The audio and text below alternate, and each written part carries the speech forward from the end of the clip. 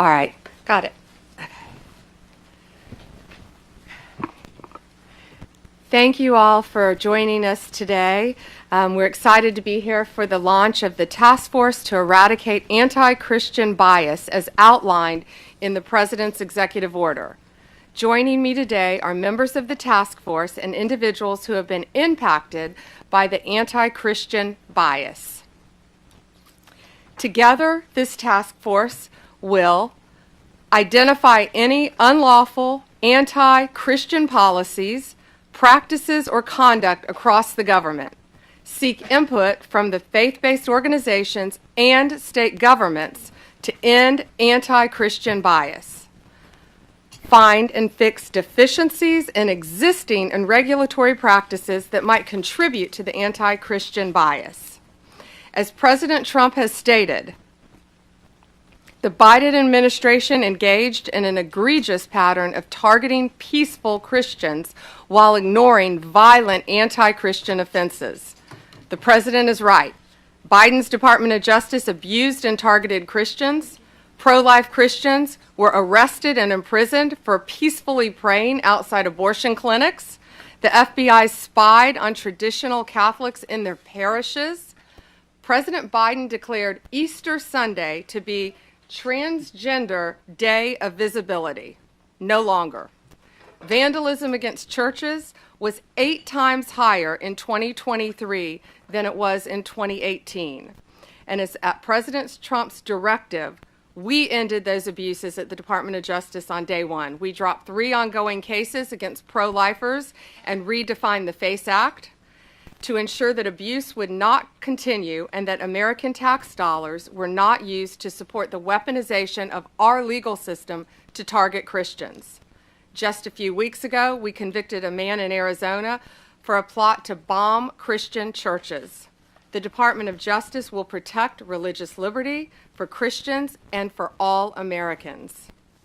We'll work closely with everyone around this table and take a whole of government approach to solving this problem, and ultimately protect Americans' First Amendment rights.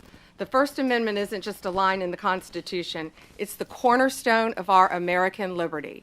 It guarantees every citizen the right to speak freely, worship freely, and live according to their without government interference.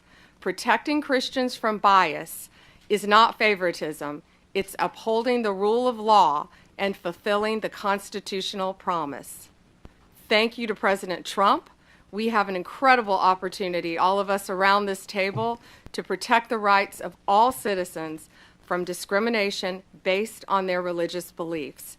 And thank you all for being here based on this executive order, and I look forward to doing great work together.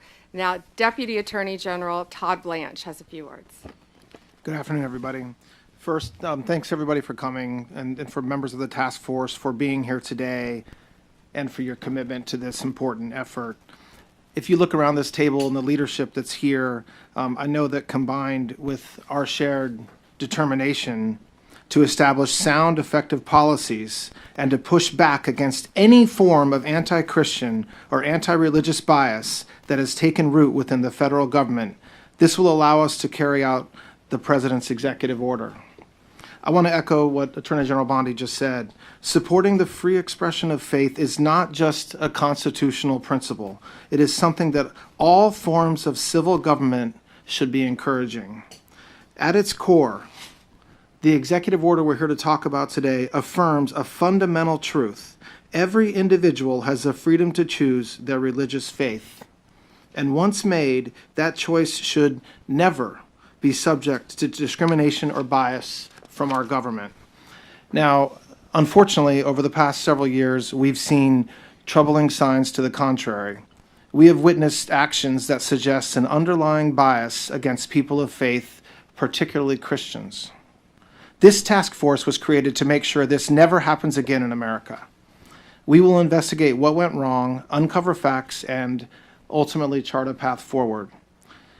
So today, we're going to hear from individuals who will share their personal stories, stories that reflect broader trends and challenges from the Biden administration's policies. Policies that, frankly, strip people of their inalienable rights. We're also going to hear from members of this task force about the ways in which anti-Christian sentiment may have shown up in their departments or their agencies. A key challenge that we face is a public misunderstanding of our form of government. We're a constitutional republic, not a pure democracy. And this distinction matters because in a republic, individual rights are protected even when unpopular. And misunderstanding this distinction allows our institutions and media to misrepresent our founding principles. Our government's purpose is to secure rights, not restrict them. So, yes, this task force has a big job ahead, but it's a vital one, and it's one that we're going to get done. Finally, I want to thank the members of the media who are with us today. We appreciate your attention and your presence for this opening portion of the meeting. At this time, we'll be moving into our internal discussions, and so if you would please make your way out, we'll then continue with the rest of our work in a closed session. Thank you very much. Can we ask one question on topic? And it was the examples that each department's looking for. Any new examples of the anti-Christian bias that you found in State Department or anywhere else?